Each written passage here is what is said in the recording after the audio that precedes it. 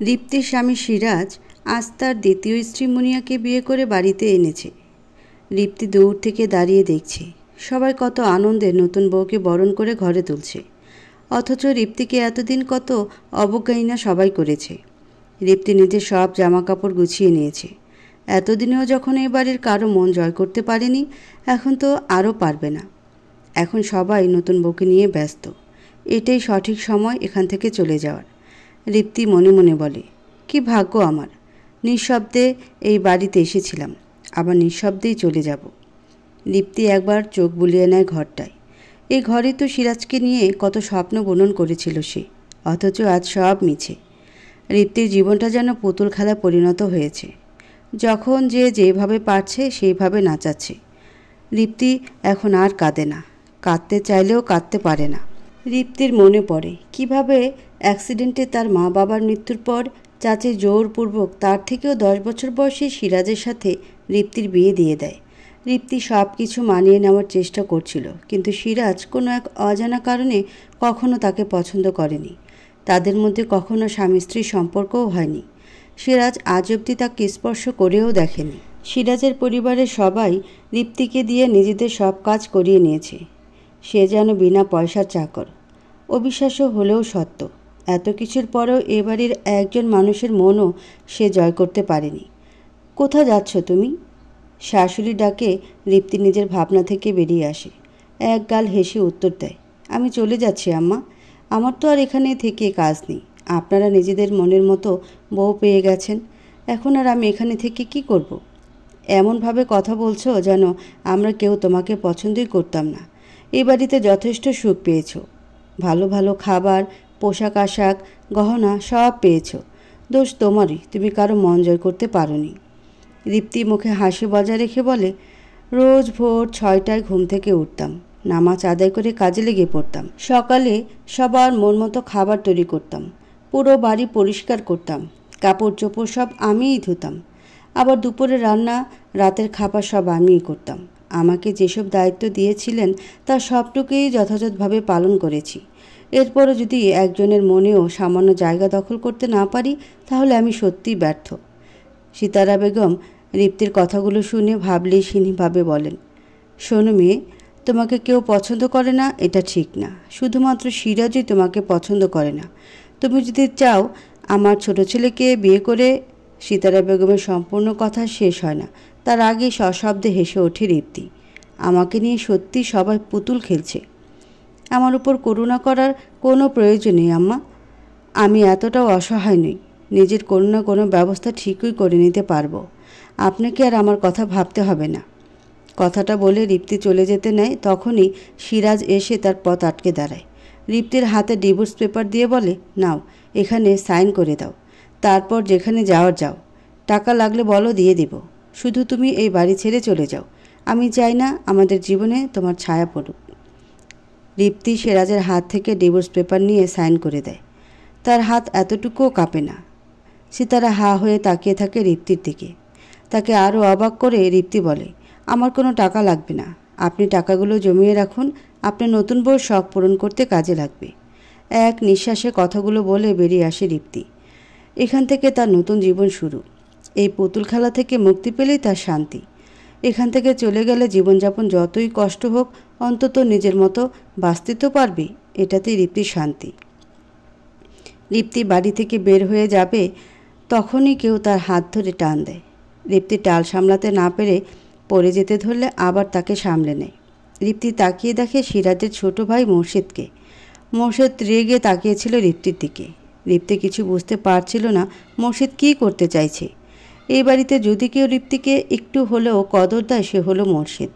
বাড়ির অন্যদের মতো সে কখনও দীপ্তির সাথে খারাপ ব্যবহার করেনি, আবার ভালো করে কথাও বলেনি। আমাকে এইভাবে আটকাচ্ছেন কেন আপনি? দীপ্তির কথা শুনে মোর্শেদ বলে, তুমি এভাবে চলে যেতে পারো না, তোমাকে এখানেই থাকতে হবে। কেন থাকবো আমি এখানে? কিসের অধিকারে থাকবো? আমি কোনো কথা শুনতে চাই না, তোমাকে থাকতে বলেছি, ব্যাস, এখন তোমাকে থাকতেই হবে। আগে দীপ্তি হলে বোধ হয় চুপচাপ থাকতো, কিন্তু এখন দীপ্তি আর আগের মতো নেই। সহ্য করতে করতে দেয়ালে তার পিঠ ঠেকে গেছে। মানুষ যখন ঘুরে দাঁড়ায় তখন সে দ্বিগুণ শক্তিশালী হয়ে ওঠে। দীপ্তি জোর গলায় বলে, আমি কোথায় থাকবো না থাকবো সে সিদ্ধান্ত আমার। তোমার ভাইকে আমি সব সম্পর্ক থেকে মুক্তি দিয়েছি। এখন আর আমি এখানে এক মুহূর্তে থাকতে চাই না। লিপ্তের হাতটা শক্ত করে ধরে মোর্শেদ। লিপ্তি হাতটা ছাড়ানোর বৃথা চেষ্টা করে। দেখি তুমি কিভাবে এখান থেকে যেতে পারো। কথাটা বলেই রিপ্তিকে টানতে টানতে একটি রুমে নিয়ে যায় মোর্শেদ। এসব কি করছেন? ছাড়ুন, যেতে দিন আমায়। মোর্শেদ রিপ্তির কথা সম্পূর্ণ অগ্রাহ্য করে রিপ্তিকে রুমে রেখে দরজা বন্ধ করে চলে যায়। বাইরে সিতারা বেগম দাঁড়িয়েছিল। মোর্শেদ তাকে হুঁশিয়ারি দিয়ে বলে, এদিকে খেয়াল রাখবে আম্মু, কেউ যেন দরজাটা না খুলে। যদি আমার কথার অন্যথা হয় তাহলে একেবারে ভালো হবে না। সিতারা বেগম বাড়ির সবার সামনে কঠোর হলেও মোর্শেদকে সমীহ করে চলেন। ছেলেটার যা রাগ, রেগে গেলে বড় ছোট কোনো খেয়াল থাকে না। তাই সিতারা বেগম মাথা নাড়িয়ে হ্যাঁ বলে। মোর্শেদ হনহন করে চলে যায়। রিপ্তি ভিতর থেকে চিৎকার করে বলছিল, আমাকে যেতে দিন এখান থেকে, আমি এখানে থাকতে চাই না। আমাকে কেন বন্দি করে রেখেছেন? আমি চলে যাব, দরজাটা খুলুন। সিতারা বেগম বিড়বিড় করে বলেন, তোমার আর এই জন্মে এখান থেকে যাওয়া হবে না মেয়ে। যার হাতে পড়েছ সে তোমায় এত সহজে ছাড়বে না। রিপ্তির চিৎকারের আওয়াজ সিরাজের কানে যায়। সিরাজ এসে সিতারা বেগমকে প্রশ্ন করে, কি হলো আম্মু, এভাবে চিৎকার করছে? গলাটা তো মনে হচ্ছে রিপ্তির। ওকে এখানে কে বন্দি করে রেখেছে? সিতারা বেগম বিরক্ত হয়ে বললেন, কে আবার? তোর গুণধর ভাই। সবাই মিলে মেয়েটার জীবনকে একেবারে পুতুল খেলা বানিয়ে দিয়েছিস। আমি আর কি বলবো, যা খুশি কর। ওই মেয়েটাকে এখানে রাখা মোটেই নিরাপদ নয়। এক্ষুনি আমি ওকে বাড়ি থেকে বের করার ব্যবস্থা করছি। খবরদার না, মোর্শেদ আমায় কড়া নিষেধাজ্ঞা দিয়েছে এই ব্যাপারে। তোমার ছোট ছেলেকে আমি ভয় করি না আম্মু, আমি ওর বড় ভাই, দেখি ও আমায় কি করতে পারে। কথাটা বলে রুমের দরজা খুলতে যাবে তখনই মোর্শেদ এসে সিরাজকে ধাক্কা দিয়ে সরিয়ে দেয়। তার চোখ দিয়ে আগুনের রশ্মি বের হচ্ছিল। সিতারা বেগম ভয় পেয়ে যায় মোর্শেদের এই রূপ দেখে। মনে মনে আল্লাহকে ডেকে বলেন, আল্লাহ তুমি দেখো আমার ছেলেটা যা রেগে আছে, কি যে হবে। মোর্শেদ চেঁচিয়ে বলে, আমার কথা অমান্য করার সাহস তুই কোথায় পেলি? আজ যদি তুই আমার বড় ভাই না হতি তাহলে। কিন্তু ভাবিস না ভাই, এর জন্য তোর এত বড় দুঃসাহস আমি মেনে নেব। কথাটা বলে সিরাজকে টানতে টানতে নিয়ে যায় মোর্শেদ। সিতারা বেগম বুঝতে পেরে গেছেন এখন কি হবে। মোর্শেদকে কোনো ভরসা নেই তার। সিতারা বেগম দোয়া দুরুদ পড়তে থাকেন। ভেতর থেকে রিপ্তি সব শুনতে পাচ্ছিল। রিপ্তি এখনও বুঝতে পারছিল না মোর্শেদের উদ্দেশ্য। রিপ্তি রুমের মধ্যে বন্দি অবস্থায় ছিল। সে শুধু একটা উপায় খুঁজছিল এখান থেকে বের হওয়ার। আচমকা কেউ এসে দরজাটা খুলে দেয়। রিপ্তি চকিত হয়ে তাকাতেই দেখতে পায় মুনিয়া এসেছে। মুনিয়া দরজাটা আটকে রিপ্তির কাছে আসে। ফিসফিসিয়ে বলে, তুমি এখনও এই বাড়িতে পড়ে আছো? কোন লজ্জায়? সিরাজ তো আমায় বলেছিল বিয়ের পরেই তোমাকে বের করে দেবে। আমার কোনো ইচ্ছা নেই এখানে থাকার। ওরাই আমাকে এখানে বন্দি করে রেখেছে। জানি না ওরা আমার কাছে আর কি চায়। আমাকে এত কষ্ট দিয়ে আমার জীবন নিয়ে পুতুল খেলা খেলেও কি ওদের শান্তি হয়নি? এখন কি আমায় একেবারে শেষ করে দিতে চায়? শোনো, আমি সতীনের সাথে সংসার করব এত মহান নই। তাই বলছি বেরিয়ে যাও এই বাড়ি থেকে। দীপ্তি দীর্ঘশ্বাস নিয়ে বলে, আমিও চাই এই বাড়ি থেকে চলে যেতে, কিন্তু কিভাবে যাব? মুনিয়া কিছুক্ষণ চুপচাপ কিছু ভাবে। তুমি এখানে একটু দাঁড়াও, আমি কোনো ব্যবস্থা করছি। তোমাকে বের করার দায়িত্ব আমি নিচ্ছি। কথাটা বলে মুনিয়া বের হয়ে যায় রুম থেকে। রিপ্তি তার ফিরে আসার অপেক্ষা করতে থাকে। এই নাও, আমার বিয়ের শাড়িটা পরে নাও, আর তোমার শাড়িটা আমাকে পরিয়ে দাও। এই শাড়িটা পরে মুখ ঢেকে বাইরে যাবে। সিরাজকে বলে রেখেছি ও কোনো একটা বাহানায় তোমায় বাইরে দিয়ে আসবে। তোমাকে দেখে সবাই ভাববে তুমি মুনিয়া, কেউ কিছু বলতে পারবে না আর। রিপ্তি মুনিয়ার কথা মতো তাই করে। যদিও মুনিয়াকে তার একটুও ভালো লাগে না, এই মেয়ের জন্যই তার সংসার ভেঙে গেছে। আজ এই মুক্তির স্বাদের জন্য তবুও সে মুনিয়ার কাছে কিছুটা হলে কৃতজ্ঞ থাকতে চায়। রিপ্তি মুনিয়ার বিয়ের বেনারসি শাড়ি পরে নেয়। মুনিয়ার কথা মতো বাইরে আসে। সিরাজ বাইরে দাঁড়িয়েছিল। রিপ্তিকে দেখে বলে, এই সময় আম্মু রান্নাবান্নায় ব্যস্ত, মোর্শেদ বাইরে গেছে, এটাই সঠিক সময়, চলো এখান থেকে। রিপ্তি একবার সিরাজের দিকে তাকায়। সিরাজের শরীরে অনেক আঘাতের দাগ। বোঝাই যাচ্ছে মোর্শেদ এই অবস্থা করেছে। কি হলো, দাঁড়িয়ে আছো কেন? চলো তাড়াতাড়ি। আমি সবাইকে বলেছি মুনিয়ার কিছু দরকারি কাজে বাইরে যাবে। তুমি চুপচাপ না থেকে চলো আমার সাথে। রিপ্তি সিরাজের সাথে যায়। সিরাজের সাথে রিপ্তিকে গাড়িতে উঠতে দেখে ফেলে কেউ একজন। রিপ্তির মুখ থেকে ঘোমটাটা সরে যাওয়া রিপ্তিকে চিনতে তার ভুল হয় না। তুমি যেখানেই যাও, যতই পালানোর চেষ্টা করো, ঘুরে ফিরে এখানেই আসতে হবে। তোমার শেষ গন্তব্য হবে এই বাড়ি। তোমার বাড়ি এসে গেছে, নামো এখন। সিরাজের কড়া গলার কথা শুনে রিপ্তি থতমত খায়। নিজেকে সামলে নিয়ে বলে, নামছি। আপনাকে তো মুক্তি দিয়েই দিয়েছি, এখন আর রাগ দেখাতে হবে না। রিপ্তি গাড়ি থেকে নামা মাত্রই সিরাজ গাড়ি ঘুরিয়ে নেয়। রিপ্তি দীর্ঘ শ্বাস ফেলে বলে, এই লোকটার মনে আমি কখনো ছিলাম না, কিন্তু আমিও কখনো ওনাকে সেভাবে মেনে নেইনি। কিন্তু ছিলেন তো উনি আমার স্বামী, এই কারণেই হয়তো এখন এতটা কষ্ট হচ্ছে আমার। রিপ্তি বাড়ির দিকে পা বাড়ায়। সিরাজ গাড়ি চালাতে চালাতে বলতে থাকে, তোমার জীবন নিয়ে পুতুল খেলা হয়েছে রিপ্তি। তুমি জানো না আসল সত্য কী। তোমার সাথে এতদিন যা হয়েছে তা 16 আনাই ছিল নাটক। তুমি যেটাকে সত্য ভেবেছিলে সেটাই সব থেকে বড় মিথ্যা। রিপ্তির পা যেন আর চলছিল না। আজ কতদিন পর এই বাড়িতে পা রাখলো। 10 মাস আগে যখন চাচি জোরপূর্বক বিয়ে দিল, তারপর থেকে আর এই মুখও হয়নি। অথচ এই বাড়িটা তার বাবা নিজের হাতে তৈরি করেছিল। মা বাবার একমাত্র মেয়ে ছিল রিপ্তি। তার বাবা একজন সচ্ছল ব্যক্তি ছিল। তার অনেক জমি জমা আর এই বিশাল বাড়ি ছিল। সেখানে তার চাচা বলতে গেলে তাদের ভরসাতেই ছিল। এই কারণেই তো রিপ্তিকে বিদায় করে পথের কাঁটা দূর করে। এখন রিপ্তির বাবার সব সম্পত্তি তার চাচা চাচিরা ভোগ করছে।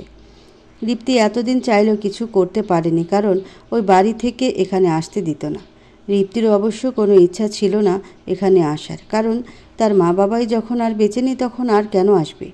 তবে এখন রিপ্তি সিদ্ধান্ত নিয়ে ফেলেছে তার নিজের অধিকারের জন্য লড়াই করবে। চাচা চাচির কাছ থেকে তাদের প্রাপ্য বুঝে নেবে। রিপ্তি নিজেকে শক্ত করে নেয়। এখন তাকে শক্ত হতে হবে। নরম মাটি থাকলে সহজেই যে কেউ কষ্ট দিতে পারে।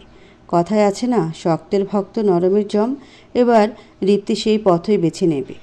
রিপ্তি কলিং বেল বাজায়। কেউ দরজা খোলে না। রিপ্তি টানা 3 বার কলিং বেল বাজানোর পর শুনতে পায় তার চাচি সকিনার গলা। কে রে, কানের মাথা খাচ্ছিস? আসছি তো। দরজা খুলে রিপ্তিকে দেখে থতমত খেয়ে যায় সকিনা। তোতলাতে তোতলাতে বলে, তুই হঠাৎ এতদিন পর এলি যে? কেন চাচি, এখানে কি আসতে মানা? তা কেন হবে, আয় ভেতরে আয়, তোরই তো বাড়ি। হ্যাঁ ঠিক বলেছ, এটা আমারই বাড়ি। আমার বাবা এই বাড়িটা তৈরি করেছে, তাই এই বাড়িতে থাকার সম্পূর্ণ অধিকার আমার আছে। বিয়ের পর শ্বশুরবাড়ি তো মেয়েদের সব, আর ডিভোর্সের পর? রিপ্তির প্রশ্ন শুনে সকিনা হতবাক হয়ে যায়। অজানা ভয়ে তার বুক কেঁপে ওঠে। মসজিদের সামনে দাঁড়িয়ে আছে মুনিয়া, সিরাজ ও সিতেরা বেগম। মোর্শেদ অগ্নি দৃষ্টিতে তাকিয়ে আছে সবার দিকে। আজকাল তোমাদের খুব সাহস বেড়েছে, তাই না? আমার কথা না শুনে রিপ্তিকে বের করে দিলে? ভালো, খুব ভালো। এত বড় দুঃসাহস যখন দেখিয়েছ, তখন তো তোমাদের উপহার দিতে হবে। সিতারা বেগম কিছু বলতে গেলে মোর্শেদের চোখ রাঙানি দেখে আর কিছু বলতে পারে না। সিরাজ বলে, একটা বাইরের মেয়ের জন্য নিজের বড় ভাইয়ের গায়ে হাত তুলেছিস। আর কি করা বাকি রেখেছিস তুই? এখন কি আমাকে মেরে ফেলে তোর শান্তি হবে? মোর্শেদ রেগে সিরাজের গলা চেপে ধরে। সিতারা বেগম মুনিয়া মোর্শেদকে ছাড়ানোর বৃথা চেষ্টা করে। মোর্শেদের শরীরে আজ যেন পাশবিক শক্তি এসে গেছে। মোর্শেদ এত জোরে সিরাজের গলা ধরেছিল যে আরেকটু হলেই নিঃশ্বাস বেরিয়ে যাওয়ার জোগাড়। সিতারা বেগম কোনো উপায়ান্তর না পেয়ে শেষ পর্যন্ত মোর্শেদের মাথায় লাঠি দিয়ে আঘাত করে, তাকে দূরে সরিয়ে দেয়। সিরাজ হাঁপ ছেড়ে বাঁচে, আরেকটু হলে হয়তো মরে যেত। মুনিয়া বিচলিত হয়ে যায়। তুমি ঠিক আছো তো? না, ঠিক নেই। এই পরের ছেলের জন্য? সিরাজ। সিতারা বেগমের হুঙ্কারে চুপ করে যায় সিরাজ। সিতারা বেগম তেড়ে আসেন। তোকে কতবার বলেছি না ভুলে ওই কথা বলবি না। তোর আব্বুর অবস্থা দেখ কিভাবে বিছানায় পড়ে আছে। এখন কি তুই নিজেরও একই অবস্থা করতে চাচ্ছিস? আমার জন্যই তুই এখনও বেঁচে আছিস, কথাটা মনে রাখিস। এভাবে চলে আমিও আর বেশি দিন তোদের আগলে রাখতে পারবো না। সিরাজ দমে যায় তার মায়ের কাছে। সিতারা বেগম সযত্নে মোর্শেদের মাথা কোলে তুলে নেয়। আমাকে ক্ষমা করে দিস বাবা, তোকে থামানোর এছাড়া আর কোনো উপায় ছিল না। মোর্শেদ নিভু নিভু চোখে বলে, তোমায় আমি বিশ্বাস করি আম্মু, তুমি ঠিক করেছ। আর একটু হলে আমি কোনো বড় অপরাধ করে ফেলতাম। বড় ভাইয়া হয়তো। মোর্শেদ জ্ঞান হারিয়ে ফেলে। সিতারা বেগম চোখের জল ফেলে। রিপ্তি তার চাচা চাচির সামনে বসে আছে। দুজনের মুখেই ভয়। তোমরা এতদিন ধরে খুব ভালো কেয়ারটেকারের কাজ করেছো। এবার আমার আব্বুর সব সম্পত্তি আমাকে বুঝিয়ে দাও। তুই কিন্তু আমাদের অপমান করছিস। গলা নামিয়ে কথা বলো চাচি। আমার মুখের উপর কথা বলার সাহস দেখিও না। মনে রেখো, যে বাড়িতে দাঁড়িয়ে আছো সেটা আমার আব্বুর। সকিনা মনে মনে বলে, তোর ছটফটানি কিভাবে বন্ধ করতে হবে আমার জানা আছে। দেখ আমি কি করি। রিপ্তির চাচা মঞ্জুরুল ইসলাম এতক্ষণ চুপ ছিল। হঠাৎ করে তার মাথায় একটা শয়তানি বুদ্ধি চলে আসে। তিনি বলেন, রিপ্তি, দেখ তোর তো ডিভোর্স হয়ে গেছে শুনলাম, আর এদিকে আমার ছেলেটার জন্য একটা মেয়ে খুঁজছিলাম। তুই তো জানিস আমার মনির কত ভালো ছেলে। মনিরের সাথে কিন্তু তোকে খুব ভালো মানাবে। চাচার কথা শুনে রিপ্তির মাথা গরম হয়ে যায়। মনির মোটেই কোনো ভালো ছেলে নয়। সারাদিন নেশা করে আর মেয়েদের নিয়ে ফুর্তি করে বেড়ায়। শোনো চাচা, আমি এখানে নিজের অধিকার বুঝে নিতে এসেছি। আমার ডিভোর্স হয়ে গেছে তার মানে এই নয় যে আমি যাকে তাকে বিয়ে করে নেব। রিপ্তের কথা শুনে তার চাচি সকিনার গা জ্বলে উঠল। কাকে যাতা বলছিস রিপ্তি? হীরের টুকরো ছেলে আমার। তোর ভাগ্য ভালো, তোর চাচা তোকে আমার মনিরের বউ করতে চাইছে। না হলে তোর মতো ডিভোর্সি মেয়েকে কে বিয়ে করবে? তোমাকে আমার কথা ভাবতে হবে না চাচি। তুমি আগে ভাবো তোমার ওই নেশাখোর ছেলের হাতে কোন বাবা তার মেয়েকে তুলে দেবে। তুই ভুলে যাস না আমরা তোর গুরুজন। ভদ্রভাবে কথা বল আমাদের সাথে। চাচার কথায় কোনো প্রতিক্রিয়া না দেখিয়ে রিপ্তি বলে, তোমরা আমাকে আমার আব্বুর সব সম্পত্তি বুঝিয়ে দাও। আমি আর তোমাদের সাথে অন্য বিষয় নিয়ে কথা বলতে ইচ্ছুক নই। মঞ্জুরুল ইসলাম গলার স্বর কিছুটা নরম করে বলে, আমাকে কিছুদিন সময় দে, আমি সব কিছু তোকে বুঝিয়ে দেব। দেখো, আবার বেশি দেরি করো না। বেশি দেরি করা আমার পছন্দ নয়। মসজিদের জ্ঞান এখনও ফিরেনি। সিতারা বেগম তার শিয়রের কাছে বসে আছেন। তিনি যেন কোনো গভীর ভাবনায় মত্ত। মুনিয়া দরজার কাছে সুপের বাটি হাতে নিয়ে দাঁড়িয়েছিল, কিন্তু ভেতরে আসার সাহস পাচ্ছিল না। ওখানে আর সঙ্গের মতো দাঁড়িয়ে না থেকে ভেতরে এসো। মুনিয়া ভয়ে ভয়ে ভেতরে আসে। আম্মু, এই নিন, আপনার কথা মতো স্যুপ করে এনেছি। সিতারা বেগম স্যুপটা হাতে নেয় আর অপেক্ষা করতে থাকেন মসজিদের জ্ঞান ফেরার। কিছুক্ষণের মধ্যেই মসজিদ নড়াচড়া করে ওঠে। উঠে পড় বাবা, এই নে স্যুপটা খেয়ে নে। মোর্শেদ চোখ খুলে তাকায়। সিতারা বেগমকে বলে, আমাকে এখানে থাকলে চলবে না, আমাকে রিপ্তিকে ফিরিয়ে আনতে যেতে হবে। তুই স্যুপটা খেয়ে নে, রিপ্তিকে নিয়ে তোকে ভাবতে হবে না। কি বলছো তুমি আম্মু? আমি কেন ভাববো না? তুমি সব জেনে এরকম কথা বলছো? সব জানি জন্যই বলছি। তোকে রিপ্তিকে নিয়ে ভাবতে হবে না, রিপ্তি ঠিকই ফিরে আসবে। তুমি এত আত্মবিশ্বাসের সাথে কিভাবে কথাটা বলছো? স্যুপটা খেয়ে নে। সিতারা বেগম আর কোনো কথা না বলে চলে যায়। মোর্শেদ হতবাক চাহনিতে তাকায়। মুনিয়াও কিছু বুঝতে পারছিল না। সে শুধু চায় রিপ্তি যেন আর এই বাড়িতে ফিরে না আসে। তুমি রিপ্তিকে পালিয়ে যেতে সাহায্য করেছো, তাই না? মোর্শেদের ঝাঁঝালো শাসানিতে মুনিয়া কেঁপে ওঠে। কিছু বলতে যাবে তার আগেই মোর্শেদ বলে, আমি মেয়েদের গায়ে হাত তুলি না। তাই তুমি এখনও ঠিক আছো। এটাকে আমার দুর্বলতা ভেবো না। তোমাকে লাস্ট ওয়ার্নিং দিলাম, এরপর আর কখনো আমার বিরুদ্ধে কিছু করবে না। করলে তার ফলাফল হবে খুবই মারাত্মক। মুনিয়া মনে মনে মোর্শেদকে গালি দিয়ে চলে আসে। বাইরে এসে সিতারা বেগমের মুখোমুখি হয়। সিতারা বেগমও মোর্শেদের সুরেই কথা বলেন, আমার ছেলেটা খুব রাগী। একবার ক্ষমা করে দিয়েছে তার মানে এই নয় বারবার ক্ষমা করবে। আমি সিরাজকে বলেছি, এবার তোমাকেও বলছি, মোর্শেদকে চেতিয়ে দিও না। ও যদি একবার রেগে যায় তাহলে কি করবে তার কোনো ঠিক নেই। আমার স্বামী মানে তোমার শ্বশুরকে দেখছো না কিভাবে বিছানায় পড়ে আছে? তার এই অবস্থা কিন্তু মসজিদই করেছে। যে ছেলে নিজের বাবার সাথে এমন করতে পারে সে যেন তোমাদের সাথে কিছু করতে একবারও ভাববে না, সেটা নিশ্চয়ই বুঝিয়ে দিতে হবে না। মুনিয়া প্রচণ্ড ভয় পেয়ে যায় সিতারা বেগমের কথা শুনে। হম্বিতম্বি করে বলে, কি এমন হয়েছিল যে নিজের বাবার এই অবস্থা করেছে? আমি প্রশ্ন করা মোটেই পছন্দ করি না। যা বলছি বাধ্য মেয়ের মতো তা মেনে চলো, তাহলেই তোমার লাভ। মুনিয়া নিজের মনের সব কৌতূহলকে দমিয়ে নেয়। তবে এটা তার কাছে স্পষ্ট হয়ে গেছে যে এই বাড়ির চার দেয়ালে অনেক রহস্য ছড়িয়ে ছিটিয়ে আছে। এই বাড়িতে যেন কোনো খেলা চলছে সবার জীবন নিয়ে। এই খেলার নাম পুতুল খেলা। মুনিয়ার এখন খুব ভয় হতে থাকে যে তার জীবনও এমন পুতুল খেলায় পরিণত না হয়। জোহরে নামাজ আদায় করে নিয়ে রিপ্তি চলে আসে রান্নাঘরে। চাচির উপর তার ভরসা নেই, না জানি খাবারে কি মিশিয়ে দেয়, তাই নিজেই রান্না করে খাওয়ার সিদ্ধান্ত নিয়েছে। মনির তার বন্ধুদের সাথে আড্ডা দিয়ে ক্লাব মাঠ থেকে বাড়িতে ফিরে আসে। বাড়িতে আসতেই রান্নাঘর থেকে খুব সুন্দর সুবাস তার নাকে আসে। মনির বলে, এত সুন্দর রান্নার গন্ধ কোথা থেকে আসছে? আম্মু যা রান্না করে তা তো মুখে দেওয়াই যায় না। এই বাড়িতে এত সুন্দর রান্না কে করছে? মনি রান্নাঘরে এসে রিপ্তিকে দেখতে পায়। বেশ অবাকও হয় রিপ্তিকে দেখে। বিষয়টাকে সেভাবে আমলে না নিয়ে বলে, তুই এতদিন পর? রিপ্তি পেছনে ফিরে তাকাতেই মনিরকে দেখতে পায়। মনিরকে ছোটবেলা থেকে পছন্দ করে না রিপ্তি, কারণ ছোটবেলা থেকে মনিরের বিভিন্ন বদভ্যাস ছিল। মনির অবশ্য রিপ্তিকে অপছন্দ করে না। রিপ্তি বলে, হ্যাঁ এলাম। আমার বাড়িতে আসার জন্য কারো অনুমতি নেওয়ার নিশ্চয়ই প্রয়োজন নেই। আমি কি বলেছি অনুমতি লাগবে? রিপ্তি কোনো উত্তর দেয় না। মনিরও রান্নাঘর থেকে চলে আসে। অন্য মেয়েদের সাথে খারাপ ব্যবহার করলেও রিপ্তির সাথে কখনো অবশ্য করেনি। রিপ্তির সাথে চাইলেও খারাপ ব্যবহার করতে পারে না মনির। রিপ্তি রান্না করে টেবিলে বসে পড়ে। তারপর নিজের ভাত বেড়ে নিয়ে খাওয়া শুরু করে। মনিরও পাশে একটা টেবিলে বসে পড়ে। হাত না ধুয়ে একটা প্লেট নিয়ে খাওয়া শুরু করে। রিপ্তি খুব রেগে যায় মনিরের এমন ব্যবহারে। পরিষ্কার পরিচ্ছন্নতা ইমানের অঙ্গ, জানেন না? এভাবে বাইরে থেকে এসে হাত না ধুয়ে খাওয়া শুরু করলেন কেন? রিপ্তির রাগী গলা শুনে মনির খাওয়া থামিয়ে দেয়। অন্য কোনো মেয়ে হলে কিছু বলতো। সামনে রিপ্তি বসে আছে, তাই কিছু বলে না। বেসিন থেকে হাত ধুয়ে আসে। বলে, এই খাবারে তো হাত না ধুয়ে স্পর্শ করেছি, এগুলো ফেলে দিয়ে আসি। আরে কি করছেন? জানেন না অপচয়কারী শয়তানের বন্ধু? আপনি এখান থেকে খেয়ে নিন। যেটুকু খাবার স্পর্শ করেছিলেন সরিয়ে রাখুন। আপনার পোষা বিড়ালটাকে দিয়ে দেবেন। মনির মাথা চুলকে বলে, আচ্ছা। খাওয়া দাওয়া শেষ করে রিপ্তি নিজের রুমে চলে যায়। মনিরও উঠতে যাচ্ছিল তখন সকিনা এসে ন্যাকা কান্না শুরু করে। আমি কত কষ্ট করে তোদের বাপ ছেলের জন্য রান্না করি, আর তুই আমার রান্না ছেড়ে এই মেয়ের হাতে রান্না খাচ্ছিস? আর ওইদিকে আমি তোর জন্য ভাত বেড়ে রেখে দিয়েছিলাম। এখন সব ভাত বোধহয় ফেলে দিতে হবে।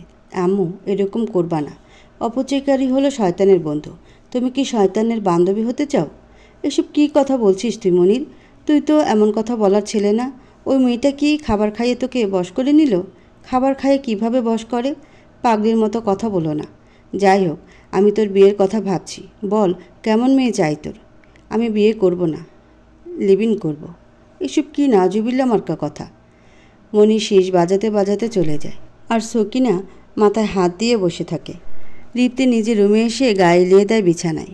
এই রুমে আসলে আজকাল মা বাবার কথা খুব মনে পড়ে। রিপ্তি তার বাবা মায়ের খুব আদরের মেয়ে ছিল। আজ তাদের অবর্তমানে মেয়েটাকে কত কষ্টই না সহ্য করতে হচ্ছে। রিপ্তিও কম যায় না। সে গুনে গুনে সব কিছুর হিসেব নেবে বলে ঠিক করে রেখেছে। রিপ্তি রুমে শুয়েছিল তখন আচমকা কেউ দরজায় নক করে। রিপ্তি ভাবে এত রাতে হঠাৎ কে এলো? অনবরত দরজায় নক করে চলেছে কেউ। রিপ্তি গিয়ে দরজা খুলতেই তার মুখ চেপে ধরে। রিপ্তি নিজেকে ছাড়ানোর চেষ্টা করে। লোকটার শক্তির সাথে পেরে উঠছিল না সে। লোকটি বলে, এখানে আসা তোমার উচিত হয়নি। তোমাকে আবার ফিরে যেতে হবে তোমার আসল ঠিকানায়। কেউ যে তোমার অপেক্ষায় আছে। রিপ্তি নিজেকে ছাড়িয়ে নেয়। লোকটির থেকে নিজেকে ছাড়িয়ে নিয়ে একটানে তার মুখ থেকে কালো মাস্ক খুলে ফেলে। লোকটির মুখ দেখে রিপ্তি হতবাক হয়ে যায়। আপনি?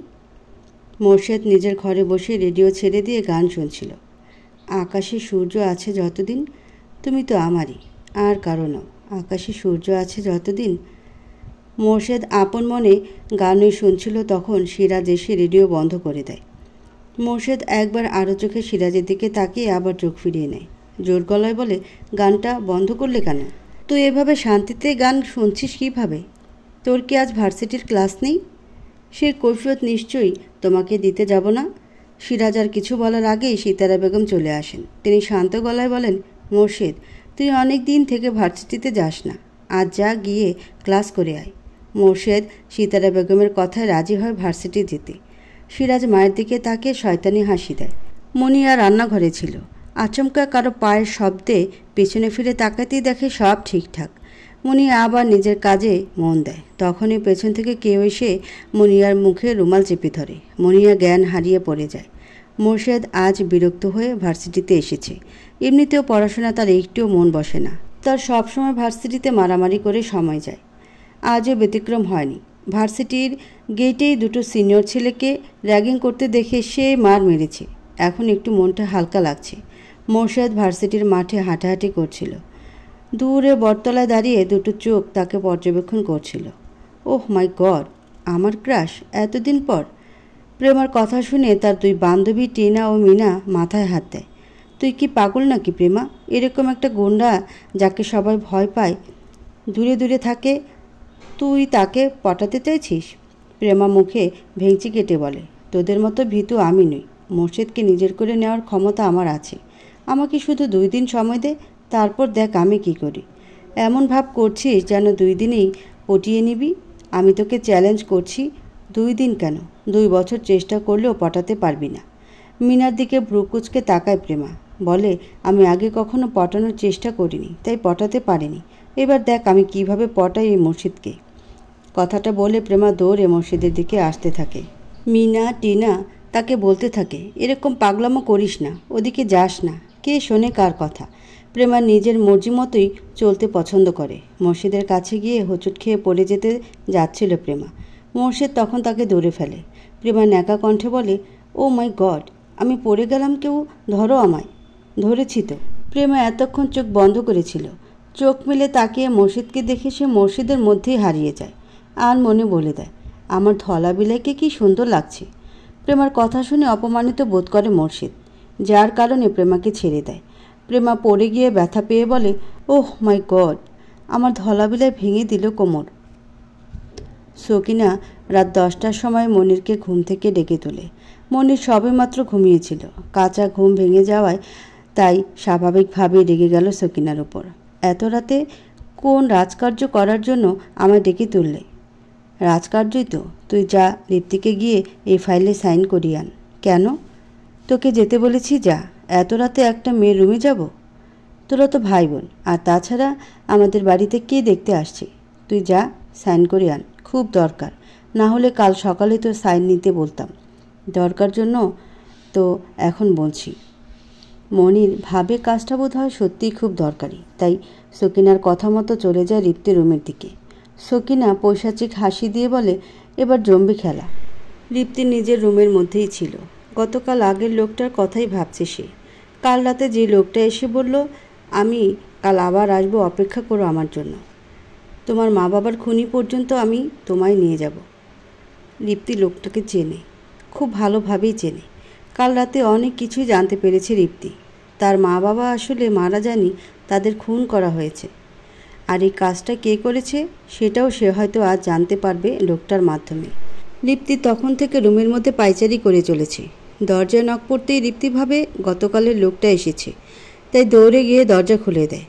দরজা খুলে মনিরকে দেখে ঋপ্তি চমকে যায়। আপনি এত রাতে এখানে কি করছেন? মনির রুমের ভেতরে এসে বলে, এই ফাইল সাইন করো। কিসের ফাইল এটা? আমি জানি না, আম্মু বলেছে সাইন করতে। ঋপ্তি যখন ফাইল দেখতে ব্যস্ত ছিল তখন মনির গিয়ে দরজাটা বন্ধ করে। ঋপ্তি খুব ভয় পায়, সাথে অবাক হয় মনিরের এই কাজে। এটা কেন করলেন আপনি? সময় হলে জানতে পারবে। বাইরে থেকে চিৎকারের আওয়াজ পাওয়া যায়। সকিনা গোটা মহল্লার মানুষকে বাড়িতে এনে জড়ো করেছে। দরজা খোল, আমাদের এলাকায় এসব আকাম চলবে না। মনির তৎক্ষণাৎ গিয়ে দরজাটা খুলে দেয়। সকিনা নাটক করে বলে, এই মেয়েটা আমার ছেলের মাথা খেয়ে নিল গো। আমার যে ছেলে কোনো মেয়ের দিকে চোখ তুলে তাকায় না, সে কি না। এলাকার লোকজন মুরব্বী তৃপ্তির উদ্দেশ্যে বলে, তোমার বাবা এই এলাকার একজন গণ্যমান্য ব্যক্তি ছিল, সবাই তাকে সম্মান করত। তার মেয়ে হয়ে যে তুমি এরকম একটা কাজ করবে সেটা আমরা কেউ ভাবতে পারিনি। একজন তো বলে, এই মেয়েটাকে তো এমনিই স্বামী ছেড়ে দেয়নি, নিশ্চয়ই চরিত্রের দোষ ছিল। ঋপ্তি বুঝতে পারে তার চাচি এসব কথা রটিয়েছে। সকিনার দিকে তাকাতেই সে শয়তানি হাসি দেয়। সবাই ঋপ্তির নামে কুচ্ছ রটাতে ব্যস্ত ছিল। সেই সময় মনির বলে, আমরা একে অপরকে ভালোবাসি, আমরা বিয়ে করতে চাই। মনিরের কথা শুনে ঋপ্তির রাগে ঘৃণায় থুতু দেয় তার মুখের উপর। চিৎকার করে বলে, এসব মিথ্যা, সব তোমাদের চক্রান্ত, আমি বিয়ে করব না। এলাকার কয়েকটা ছেলে বলে, এত ভালোই মা, ফুর্তি করার সময় আছে, বিয়ে করার সময় নেই। কাল তো আমাদের সাথেও শুতে চাইবে। ঋপ্তির নিজেকে খুব ছোট মনে হচ্ছিল কথাগুলো শুনে। মনির গিয়ে সে ছেলেগুলোকে মারতে থাকে যারা এমন কথা বলেছিল। সকিনাও নাটক করে বলে, যা হওয়ার হয়ে গেছে, এখন আমার ছেলে যখন এই মেয়েটাকে বিয়ে করতে চাইছে তখন তাই হোক, আমার কোনো অসুবিধা নেই ঋপ্তিকে ছেলের বউ হিসেবে মেনে নিতে। ঋপ্তি বলে, কিন্তু আমার অসুবিধা আছে, আমি করব না এই বিয়ে। ঋপ্তির কথা কেউ কানে তোলে না। এলাকার লোকজন মিলে কাজী ডেকে আনে, আজকেই তারা বিয়েটা দিয়ে দিতে চায়। রিপ্তি আর মনিরকে সামনাসামনি বসানো হয় বিয়ের জন্য। রিপ্তিকে জোর জবরদস্তি করা হচ্ছিল। সে কিছুতে এ বিয়ে করবে না বলে সিদ্ধান্ত নিয়ে ফেলেছে। এমন সময় একজন এসে বলে, এই বিয়ে হবে না। আমার বিবাহিত স্ত্রীকে এভাবে অন্য কেউ বিয়ে করতে পারে না। রিপ্তি অবাক হয়ে তার সামনে দাঁড়িয়ে থাকা লোকটির দিকে তাকায়। যে লোকটাকে চেনে না, আগে কখনো দেখেনি, সে হঠাৎ এসে রিপ্তিকে নিজের স্ত্রী বলে দাবি করছে। রিপ্তি বা উপস্থিত কেউ কিছু বুঝে উঠতে পারছিল না। মনির যুবকটির দিকে তাকিয়ে মৃদু হাসে। যুবকটি রিপ্তির দিকে এক পলক তাকিয়ে বলে, আমি তোমার আসল স্বামী রিপ্তি। আমি বেঁচে থাকতে তুমি কিভাবে আরেকটা বিয়ে করছো? রিপ্তির অবাক হওয়ার সীমা পেরিয়ে যায়। এরকম একটা পরিস্থিতিতে পড়তে হবে কোনোদিনও ভাবতে পারেনি। এলাকার লোকজন কানাঘুষা শুরু করেছে। সকিনা এই সুযোগকে কাজে লাগায়। এই মেয়েটা চরিত্র কেমন সবাই দেখছেন তো। নিজের স্বামীকে ফেলে আরেকটা বিয়ে করে ফেলেছে। নাউজুবিল্লাহ, আস্তাক ফিরুল্লাহ। যুবকটি রেগে গিয়ে মনিরকে কিছু ইশারা করে। মনির সকিনাকে বলে, আম্মু তুমি চুপ করো। অনেক নাটক করেছ। তোমার এসব নাটক করে আর কোনো লাভ নেই। তুই আমার নিজের পেটের ছেলে হয়ে এমন কিভাবে করতে পারছিস? এই দুশ্চরিত্রা মেয়ের জন্য তুই আমার মুখের উপর কথা বলছিস? মুখ সামলে কথা বলুন। যুবকটির ধমকে সকিনা কিছুটা দমে যায়। মনির সবাইকে সব সত্য বলতে থাকে। এই সব যা হয়েছিল সব আমার আম্মুর চক্রান্ত। আম্মু রিপ্তির সব সম্পত্তি আত্মসাৎ করার জন্য আমার সাথে ওর বিয়ে দিতে চেয়েছিল। তুমি যে তাহলে তখন বললে তোমরা একে অপরকে ভালোবাসো, সেসব কি তাহলে মিথ্যা? আমি যা বলেছিলাম সব মিথ্যা। একজনকে সামনে আনার জন্য এসব বলেছিলাম। যুবকটিকে চোখ মেরে কথাটি বলে মনির। যুবকটি মনিরের কাঁধে হাত দিয়ে বলে, আজকাল খুব বুদ্ধিমান হয়ে গেছিস দেখছি। যাই হোক, এখানে কোনো বিয়ে হবে না। আপনারা সবাই যান এখান থেকে। মহল্লার মানুষরা যেতে না চাইলে যুবকটি গার্ড ডেকে সকলকে বের করে দেয়। সবাই চলে যাওয়ার পর রিপ্তি যুবকটির সামনে গিয়ে দাঁড়ায়। যুবকটি হাত দুটো বুকে ভাঁজ করে দাঁড়িয়েছিল। রিপ্তিকে দেখে মৃদু হেসে বলে, আমার সাথে নিজের শ্বশুরবাড়িতে ফিরে চলো রিপ্তি। কে আপনি? আমাকে নিজের স্ত্রী বলছেন কেন? আমি কিভাবে আপনার স্ত্রী হই? যেটা সত্যি আমি সেটাই বলেছি। তুমি আমার স্ত্রী। আমার সাথে সিরাজের বিয়ে হয়েছিল। আপনাকে আমি কখনো দেখিনি। তাহলে আমি কিভাবে আপনার স্ত্রী হই? সিরাজ না, তোমার সাথে আমার বিয়ে হয়েছিল। যুবকটির কথা শুনে রিপ্তি 2 পা পিছিয়ে যায়। সব কিছু তার কাছে কীরকম লাগছে, তার মাথা ঘুরছে। নিজেকে সামলে নাও রিপ্তি। তোমাকে এখনও অনেক সত্যের মুখোমুখি হতে হবে। রিপ্তি যথেষ্ট ঘোরের মধ্যে ছিল।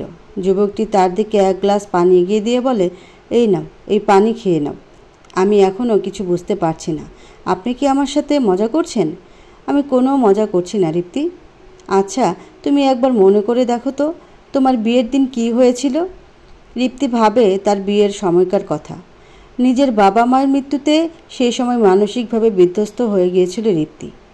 সকিনা এই সুযোগটাকে কাজে লাগাতে চাইছিল। রিপ্তির বাবার অঢেল সম্পত্তি ছিল তার নামে। এই সুযোগে যদি রিপ্তিকে বিয়ে দেওয়া যায় তাহলে সব সম্পত্তি ভোগ করতে পারবে। এরকম সময় সিতারা বেগম তার ছেলের জন্য সম্বন্ধ নিয়ে আসে। সকিনা এই সুযোগটা লুটে নেয়। এক প্রকার জোর জবরদস্তি করে বিয়েটা দিয়ে দেয়। রিপ্তি বিয়ে করবে না এজন্য অনেক কান্নাকাটি করে।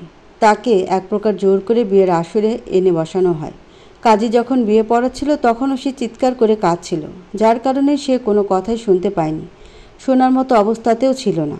কাজী কবুল বলতে বললেও রিপ্তি চুপ ছিল। অন্যদিকে পাত্র রুমাল দিয়ে মুখ ঢেকেছিল বিধায় কেউ তার মুখ দেখেনি। রিপ্তি একবারও ছেলেটির দিকে তাকায় না, যার কারণে ছেলেটির মনে অভিমান জমা হয়। সকিনা বেগম রিপ্তিকে কুমন্ত্রণা দেয়। বলে, যদি তুই কবুল না বলিস তাহলে তোর চাচাকে বাড়ি থেকে বের করে দেব। সেই সময় সকিনা আর মঞ্জুরুল মিলে এমন নাটক সাজিয়েছিল রিপ্তির সামনে যে সকিনা খুব খারাপ হলেও মঞ্জুরুল ভালো। মঞ্জুরুলও নাটক করে, এই বিয়েটা আটকানোর চেষ্টা করে। রিপ্তি সেই সময় খুব ছোট আর অপরিপক্ক ছিল, তাই এসব নাটক ধরতে পারেনি। তাই নিজের চাচার জন্য কবুল বলে দিয়েছিল। রিপ্তি এতক্ষণ ধরে এসব কথাই ভাবছিল। তখন যুবকটি বলে, সেদিন যদি তুমি কাজের কথা শুনতে তাহলে শুনতে পেতে তোমার বরের নাম সিরাজুল রহমান সিরাজ নয়, তোমার বরের নাম আমানুল রহমান আমান। তার মানে আপনার নাম আমান আর আপনিই আমার স্বামী। তাহলে এতদিন ধরে আমি যে জানতাম সিরাজ আমার স্বামী।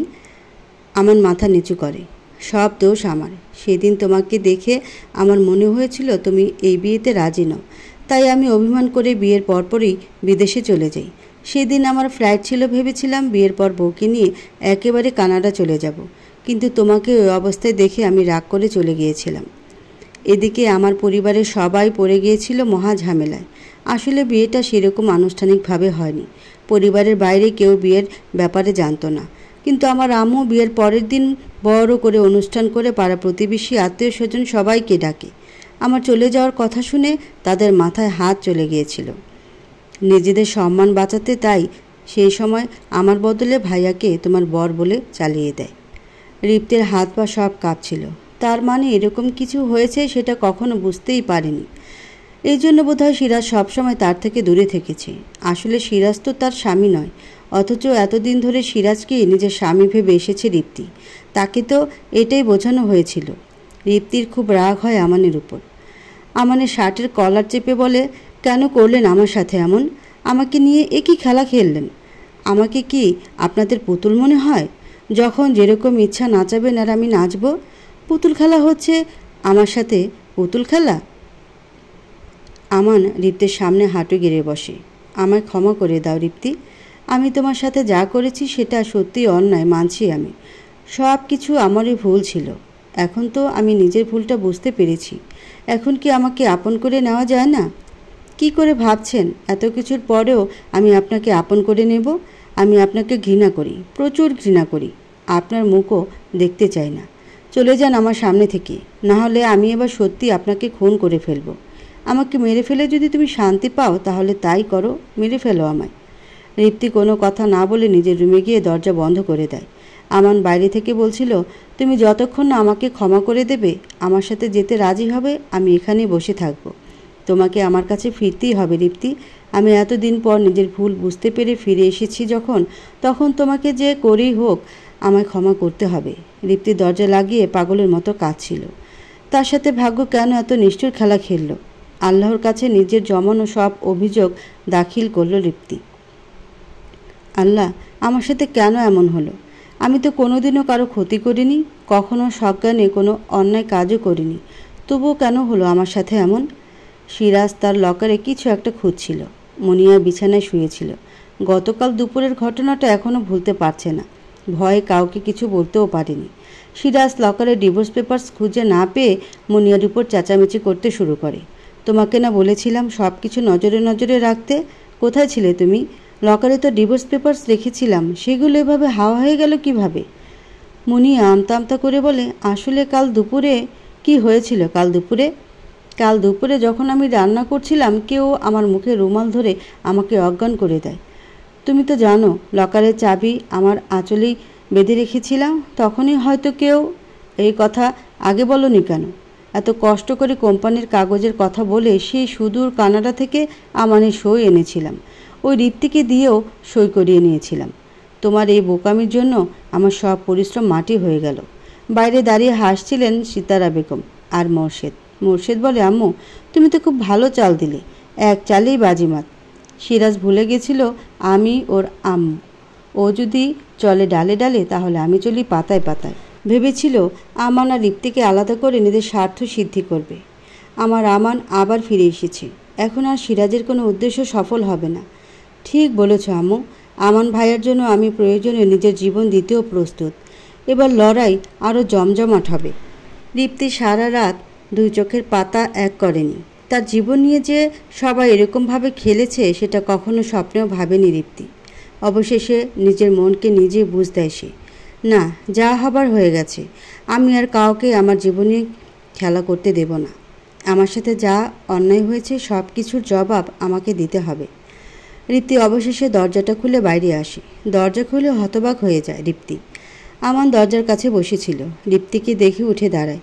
আমানের চোখগুলো ফুলে গেছে, চোখের নিচে কালো দাগ। দেখে মনে হচ্ছে সারা রাত সে এভাবেই ছিল। ঠান্ডায় কাঁপছিল বেচারা। দেখে মনে হচ্ছে এভাবেই সারা রাত ঠান্ডায় বসেছিল। শরীরে কোনো ভারী পোশাক নেই। রিপ্তি জিজ্ঞেস করে, আপনি কি সারা রাত এভাবেই ছিলেন? হ্যাঁ, মানে আপনাকে কে এখানে থাকতে বলেছিল? আপনি কি ভেবেছিলেন আপনি এরকম করবেন আর আমি সব ভুলে আপনাকে আপন করে নিব? যদি এমনটা ভেবে থাকেন তাহলে আপনি সম্পূর্ণ ভুল। আমাকে এতদিন ধরে ঠকিয়েছেন আপনারা সবাই। আমি কখনো আপনাদের ক্ষমা করব না। আমান আবার রিপ্তিকে অনুরোধ করতে থাকে, প্লিজ দীপ্তি, তুমি আমাকে শুধু একবার সুযোগ দাও। আমাকে বিশ্বাস করে দেখো, আমি তোমাকে আর কোনো কষ্ট পেতে দেব না। নিজের সর্বস্ব দিয়ে তোমাকে সুখী করার চেষ্টা করব। আমি আপনাকে কেন, ভবিষ্যতে আর কাউকে বিশ্বাস করতে পারবো না। রিপ্তি ও আমানের কথার মাঝে মনির সেখানেই চলে আসে। মনিরকে দেখে রিপ্তি ঘৃণায় চোখ ফিরিয়ে নেয়। মনির প্যান্টের পকেটে হাত গুজে মৃদু হেসে বলে, তুমি আমায় ভুল বুঝতে পারো রিপ্তি, ভুল বোঝাটাই হয়তো স্বাভাবিক, বাট বিশ্বাস করো, আমি যা করেছি সব তোমার ভালোর জন্যই করেছি। এই যে ছেলেটাকে দেখছো, ও আমার বন্ধু আমান। ছেলেটা প্রথম দেখাতেই তোমাকে পছন্দ করেছিল, তোমাকে নিয়ে অনেক স্বপ্ন দেখেছিল, তাই তো তোমার বিপদের কথা শুনে তোমায় বিয়ে করতে চেয়েছিল, তোমাকে পৃথিবীর সব সুখ দিতে চেয়েছিল। বাট বিয়ের দিন তোমার ওই রকম অবস্থা দেখে ওর ভেতরে ভেতরে অনুশোচনা হতে থাকে যে হয়তো তোমাকে সুখী করতে গিয়েও ও তোমার দুঃখ আরও বাড়িয়ে দিল। এই কারণেই বিয়ের পর অভিমান করে ও বিদেশে চলে গেল। বিদেশে গিয়েও ও তোমায় ভুলে যায়নি। রোজ নিয়ম করে আমার কাছে মোর্শেদের কাছে তোমার খোঁজ খবর নিয়েছে। ও কখনো তোমার খারাপ চায়নি। হ্যাঁ, কিছু ভুল করেছে, কিন্তু ওর ভালোবাসাটা নিঃস্বার্থ ছিল। এরকম নিঃস্বার্থ ভালোবাসা আমার কোনো দরকার নেই। আমার কারো ভালোবাসার দরকার নেই। আমি আচমকা রিপ্তির ফোনে মেসেজের টুংটাং আওয়াজ আসে। মেসেজটা খুব ভালোভাবে পড়ে রিপ্তি কোন ভাবনায় মশগুল হয়ে যায়। ঠিক আছে, আমি যাব। আপনার সাথে মিস্টার আমানুর রহমান আমান। পরিবারের সকল সদস্য একসাথে খেতে বসেছে। সবাই প্রথম দিকে চুপচাপ থাকলেও মাঝখানে সিরাজ বলে ওঠে, আম্মু, তুমি কাজটা একদম ঠিক করনি।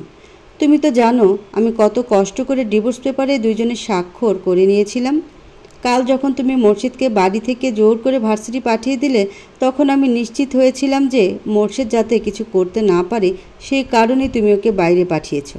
ছেলেটা আমানের যা ভক্ত, ও সব কথা শোনে। বাট তুমি এটা কি করলে? আমি নিশ্চিত হয়ে বাইরে চলে যেতেই তুমি পেছন থেকে ছুরি বসিয়ে দিলে, মুনিয়াকে অজ্ঞান করে ডিভোর্স পেপারটা সরিয়ে দিলে। সিতারা বেগম ভাতের লোকমা মুখে দিয়েছিল, লোকমাটা গিলে বলে, তুই কি ভেবেছিলি সিরাজ? আমি আমানের বিরুদ্ধে কাজ করব? সব তো শুধু একটা নাটক ছিল। আমি ইচ্ছা করে মোর্শেদকে বাইরে পাঠিয়েছিলাম। সব করেছি তোকে বোকা বানানোর জন্য। আর দেখ, তুই বোকা বনেও গেলি। ভুলে যাস না আমি তোর মা। তোর এক কাঠি উপরে চলি আমি। কাজটা তুমি একদম ঠিক করনি আম্মু। এর মাসুল কিন্তু তোমাকে দিতে হবে। আমার কথা না ভেবে তুই তোর নিজের কথাটা আগে ভাব। আমান আজ ফিরে আসছে। ও এসে কিন্তু তোকে ছেড়ে কথা বলবে না, সব কিছুর হিসাব নেবে। আমানের কথা শুনে সিরাজ ভিতরে ভিতরে ভয় পেলেও বাইরে সেটা প্রকাশ করে না। এমন ভাব করে যে মনে হচ্ছিল আমানকে সে 2 পয়সার কেয়ার করে না। সিতারা বেগম মোর্শেদকে প্রশ্ন করে, তুইও কম যাস না মোর্শেদ?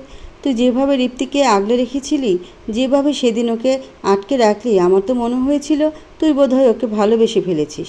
মোর্শেদ হালকা হেসে বলে, কী যে বলো না আম্মু, আমি রিপ্তিভাবেকে কখনোই সেই নজরে দেখিনি। তুমি তো জানো আমি আমান ভাইকে কতটা ভালোবাসি, কতটা সম্মান করি। সে আমার জন্য যা করেছে তাতে আমি আজীবন আমান ভাইয়ের কাছে কৃতজ্ঞ থাকব। আমান ভাইয়া যে রিপ্তিভাবিকে ঠিক কতটা ভালোবাসে সেটা আর কেউ না জানলেও আমি খুব ভালো করে জানি। তাই তো তার অবর্তমানে ভাবির খেয়াল রাখার চেষ্টা করেছি। ভাবিকে আটকেও রেখেছিলাম যাতে ভাইয়া বাড়িতে ফিরে তাকে দেখতে না পেয়ে কষ্ট পায়, সেই কারণে। আমি ভাইয়ার কষ্ট কিছুতেই সহ্য করতে পারবো না। মোর্শেদের কথা শুনে সিরাজের গা জ্বলে যাচ্ছিল। সিরাজ মনে মনে বলে, এদের নাটক যে আর কতদিন দেখতে হবে। এই আমানটা না জানি কোন রাস্তা থেকে তুলে এনেছিল মোর্শেদকে। তারপর থেকে আমাদের বাড়িতে থেকে আমাদের সমান সুযোগ সুবিধা পেয়ে বড় হতে লাগলো, আমাদের ভাইয়ের মতো। আম্মু এমনভাবে আপন করে নিল যেন নিজের সন্তান। আব্বুই একমাত্র ছিল আমার মতো যে ওকে মেনে নেয়নি। শেষ পর্যন্ত আব্বুকেও তো। সব কিছুর মাঝে মুনিয়ার মাথা ঘোল হয়ে যাচ্ছিল। সে তো জানতো সিরাজের প্রথম স্ত্রী রিপ্তি। মুনিয়ারও এর আগে একবার বিয়ে হয়েছিল, স্বামীর সাথে ঝগড়া ঝামেলার কারণে ডিভোর্স হয়ে গেছিল। তাই সিরাজকে বিয়ে করতে তার কোনো আপত্তি ছিল না। এখন যখন জানতে পারল যে রিপ্তি আসলে সিরাজের স্ত্রী নয়, তখন তার সব কিছু কেমন যেন এলোমেলো লাগছিল। আমান রিপ্তিকে নিয়ে তার বাড়িতে এসে উপস্থিত হয়। সিতারা বেগম মৃদু হেসে তাদের উষ্ণ অভ্যর্থনা জানায়। রিপ্তি মনে মনে বলে, তোমরা জানো না তোমরা কাকে আমন্ত্রণ জানাচ্ছ। তোমাদের সবাইকে তোমাদের কাজের জন্য শাস্তি পেতে হবে। আমাকে অনেক কষ্ট দিয়েছ তোমরা, এবার সব কিছু ফিরে পাওয়ার পালা। আমার প্রতি করা প্রত্যেক অন্যায়ের হিসাব গুনে গুনে নেব। আমাকে নিয়ে পুতুল খেলা খেলছো তাই না? এবার তোমাদের সবাইকে নিয়ে আমি খেলবো। সিতারা বেগম বলেন, তোমরা আর বাইরে দাঁড়িয়ে না থেকে ভেতরে এসো। আমান লিপ্তির দিকে হাত বাড়িয়ে দেয়। লিপ্তি হাতটা না ধরেই বাড়িতে প্রবেশ করে। সিতারা বেগমের সামনে গিয়ে বলে, আপনি জানেনও না কাকে বাড়িতে আনলেন। আমি কতটা ভয়ানক হতে পারি আপনাদেরকেও, এজন্য এবার সেটা আপনারা হাড়ে হাড়ে টের পাবেন। নিজেদের ধ্বংসের কাউন্টডাউন শুরু করুন। আজ থেকে আমি দায়িত্ব নিয়ে আপনাদের জীবনকে নরকে পরিণত করার দায়িত্ব নিলাম। আমার মা বাবার প্রতি করা অন্যায়ের বদলা তো আমাকে নিতেই হবে।